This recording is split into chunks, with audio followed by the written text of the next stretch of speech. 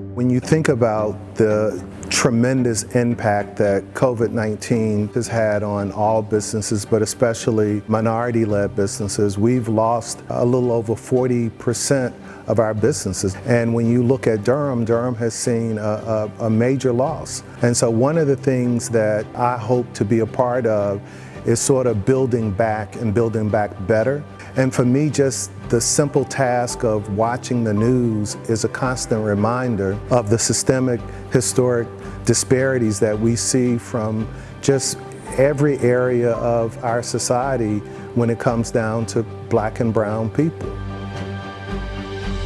Black businesses have traditionally had to do more with less. The pairing of the capital stack and the other forms of access, I don't think mirror and reflect what needs to happen to build a really strong, innovative, and well-connected community. That mixed with the very rich story around Black entrepreneurship in Durham, right, with Black Wall Street here, that story is often told and touted as the crowning accomplishment, and it is a great accomplishment, but where does the new energy come in when we start telling the new story of the entrepreneurs now? What resources do they need?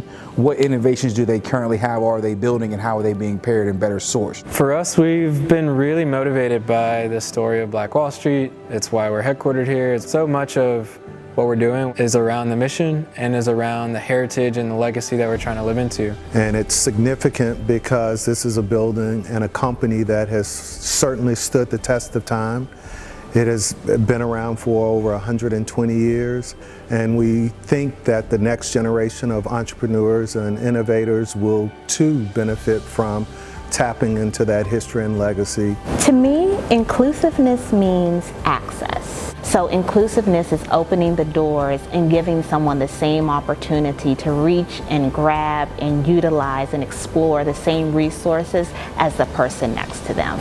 I know that there's a lot of successful visionaries and business owners out here who haven't been given the platform or the resources and outlets and opportunities to show just how talented and capable they are. So it's really important for big organizations to reach back and say, hey, we can give you an opportunity to really show off and show out and show what your business is all about to your community and surrounding communities too. When we talk about inclusivity, Helios was meant originally to help minority and women-led businesses, but we have to bridge communities. We find that that is the case with all of our entrepreneurs.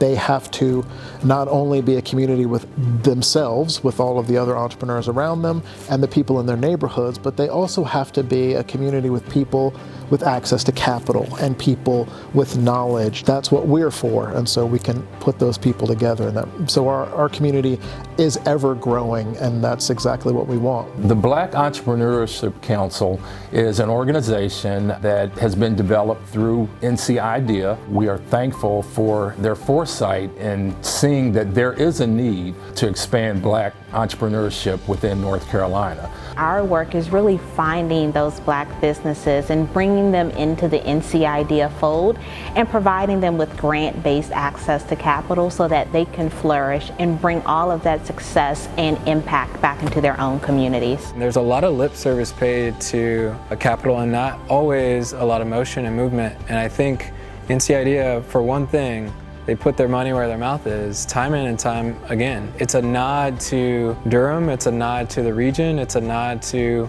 we hear you and we understand and we're gonna do something about it. And the speed at which they've been able to move to assemble the council, to recognize the opportunity in the moment and to get that money out on the streets is huge. And we think that that will signal to the rest of the business community that it's going to require financial support to make this happen. I want to see follow-on funds, right? I want to see organizations say, you know what, they stood up first, I'm going to stand up second, I'll stand up third, and we talk about putting more money on the street. What we envision is the opportunity for Black entrepreneurs to really thrive in the state of North Carolina, and really for North Carolina to have a national reputation as being an enclave for Black entrepreneurship and for entrepreneurship in general. What that means is that North Carolina will shed a huge light on the importance and the strength and the promise of Black businesses, and taking that large footstep into the direction of exposing the Black agenda and the power and prominence of Black business owners in Black communities will hopefully trickle across the nation and across the globe to say no longer can we ignore their power and their fortitude. Instead, what we have to do is